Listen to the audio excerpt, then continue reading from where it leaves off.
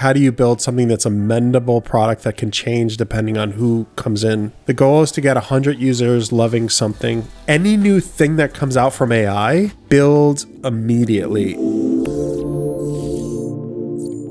Tip number one, buy a really nice setup. The nicer the setup, I wouldn't skimp out just because it helps with a lot of the investors on demo day specifically.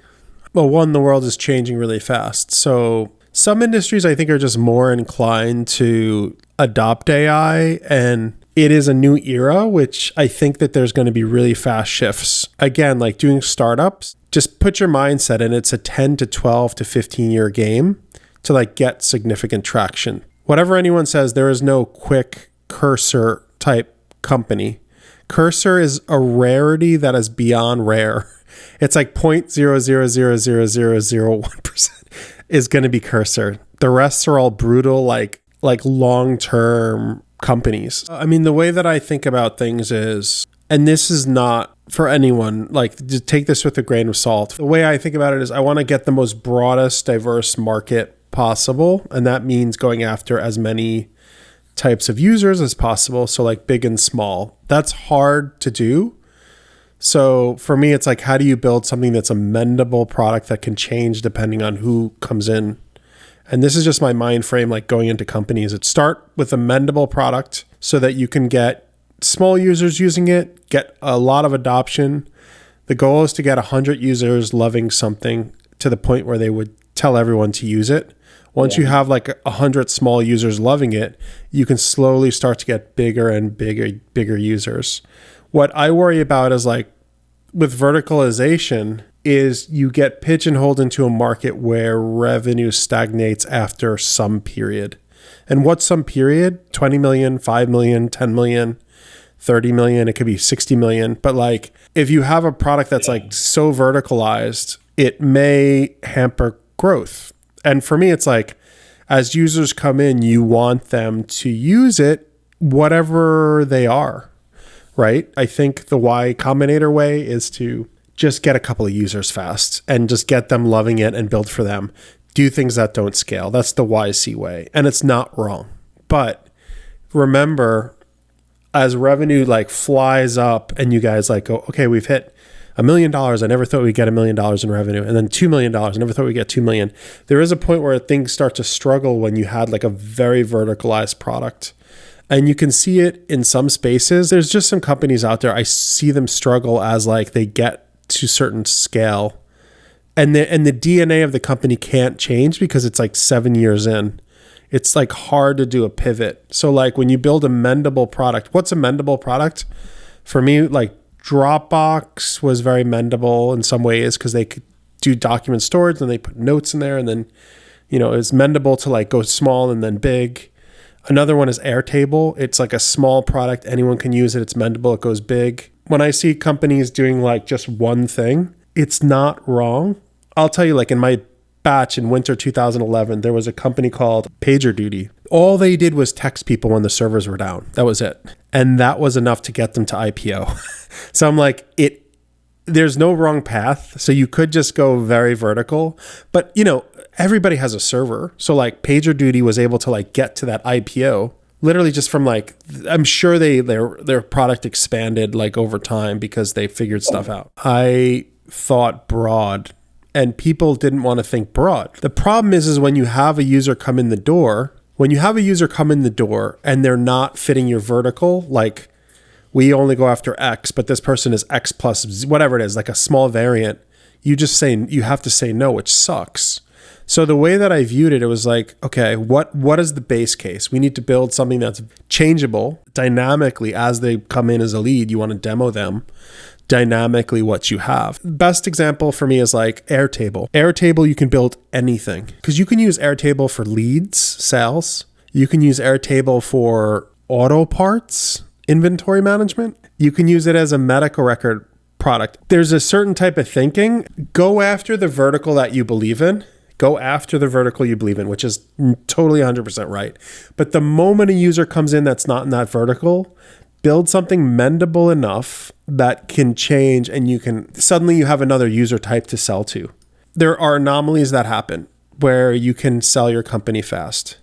In my batch, there was a company that sold in 4 months, and they sold for life-changing money for the founders. So they started YC, they went through YC, and literally like a few months later, they just sold. And it was like, boom, they were bought by Google. And the reality is, so a venture capital fund is about 7 years. They design it that they assume some event will happen in 7 years. But I'm assuming most companies take about 7 to 10 to 15 years to build significant revenue, significant like progress. You can bypass that if you're smart and you're aggressive and you figure out how to do it and your work culture is like amazing. Look at OpenAI. It took 2016, 17, 18, 19, 20, 21. It took them 6 years to build ChatGPT. I'm just saying it's like not everybody like has that boom cursor moment where you're just falling in revenue and it's everywhere. So users want products that just work. Like Cursor, I'll go back to Cursor. It just works. And like the engineers in my company were just like, let's just use this because it works super fast. They did not want to like use like a different products because they just didn't work. Like there's so many different IDEs for software development out there that just are and they're bloated or they're just like not good and they just like don't work right. Any technology that's like immediately like makes a user's life easier, the sales start to happen. Like, and I think for my first startup, we built the very first medical record on the iPad. And what made users love it immediately was that they could stand up and walk into another room and take a picture. And like, it blew their minds. It was just like, I can like walk around. And it was just the delight of like feeling cool, looking modern, getting information fast, being delighted by standing up and walking to another room. It was like sad because before that it was impossible to stand up and walk around because like there was Windows laptops that the battery life was like an hour and a half. You had like a pen and like you had to like, I don't know if you guys saw how bad it was. 2005, it was like bad. It like tablets didn't not work. They did not help people at all. So like the moment we built on the iPad, it was right time, right place. We built on the iPad. We were cloud-based. We started the company in 2008. So as you get like mass adoption, others will pile in and they'll try to take your user base. So it's a speed race, but also like a survival race because the moment all of those other people pile in, you have to just be ready mentally to like build something that's very different for a long, sustainable time. Technology moves so fast. So will your competitors build what you have? Yes. Will multi-billion-dollar companies build what you have? Yes. But you probably have a 2-year advantage. The moment they love it, they're not going to cancel. It becomes sticky. The moment they go, this is awesome. If they're using it daily, you've got them. That's how sticky it is. The moment they're using it daily, you've got them. Like get them to log in, use it daily. If they're not logging in daily, if they're logging in every 2 weeks, they're going to churn. Partner with companies that are going to add delightful value, but also respect and listen to us as a company. Like, do you think Google or Apple will highlight companies that don't make them look better? They don't. Yeah. Like there are companies in there that have questionable ethics. There's companies in there doing questionable things like online gambling, whatever. It's an app. They're not going to highlight that. They're going to highlight the app that does something with like AR or VR or, you know, it does like, it's a game that delights kids, like, and it's kid friendly. It's like, they're going to look at it like that. So big companies all think about it in a different perspective where it's like, will it enhance our experience and are we not going to do it? Right? They may not be nimble enough to build what you have. They may not want to build what you have. And they may say, this complements us. Let's partner together. I mean, the way that I view the biggest, baddest companies, they always have a marketplace, right? A marketplace allows for like a whole product set that wasn't there before. And what I mean by that is like, if you look at Slack, Slack is there.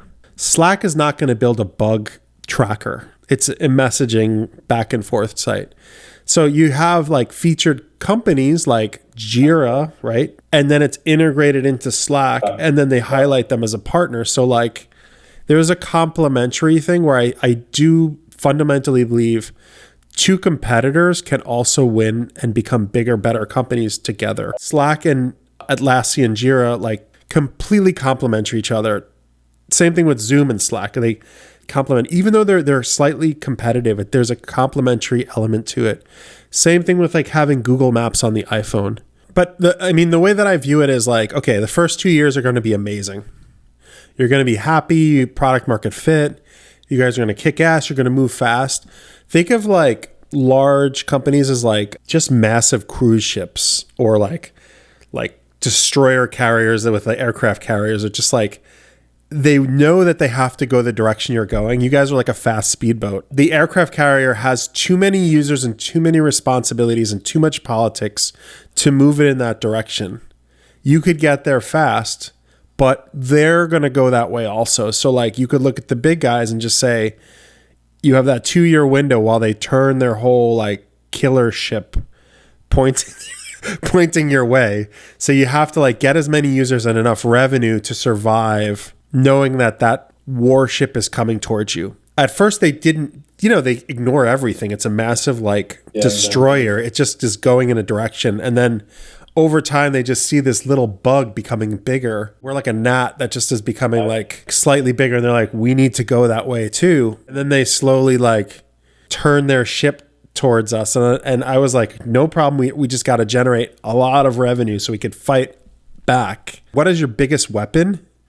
You're small, you're nimble, you're smart, you can build fast, and you have the founders directly involved, and it's not a political disaster. Why did OpenAI build OpenAI and Google didn't? Google was like this massive, like it was just scared. It didn't want to mess up. It's like cash cow. It's like keep doing what we're doing with Google Ads, the blue links. And then out of nowhere, this like gnat starts getting users and they're like, what? And then they had to they're slowly turning the ship. So, OpenAI, it's a one-hit wonder right now. It's got an API. That's not true. It's got an API. It's got ChatGPT. But Google has Android. It's got, YouTube. It's got Gmail. It's got Google Docs. It's got, you name it. It's got Google Cloud. It's got all these things that once they layer AI into that, ChatGPT has to fight. And their biggest advantage, ChatGPT and OpenAI, is just to keep iterating like around the bigger guy. If a user says something to you and they're like, we'll pay you for this, if you can build it in a week, that is impossible at a large company. They might build it in a week and it takes a year and a half to get out because there's so much politics and they're like, we don't know, this might screw up a revenue stream. Let's be careful. So you can iterate around any large company. And that's how the small companies become big companies, is they out-iterate, out-innovate the large guys. Use your advantage now and fast and hit hard. Any new thing that comes out from AI, like build immediately, test it, try it out. Like it has to be quick and you have to do it every month. The iterative cycles have to be fast. And you have to like build fast, because the big guy is like going to come at some point. And, that's how you outmaneuver the larger companies, right? The co-founders sticking together is more important right now than anything because the company is very brittle. All startups are super brittle. The founders should be aligned. If one of the founders hates each other, not game over, because you have, when you have one founder and they give up, that's bad. If you have two and one gives up, that's really not good.